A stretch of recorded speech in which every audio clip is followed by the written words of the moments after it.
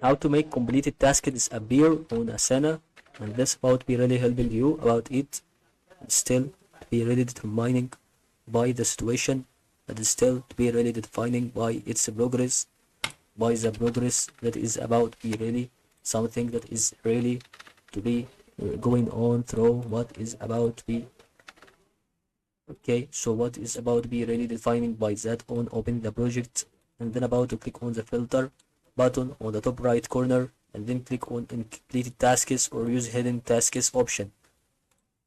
So what we can do is about to get the filter, and then see here in completed tasks through that. So what we can do is about to toggle for the tag for that through the actual thing that should be assigned. So okay, so what we can see here to make it completed, so click on three dots here and maybe make it okay status of track at rest of right.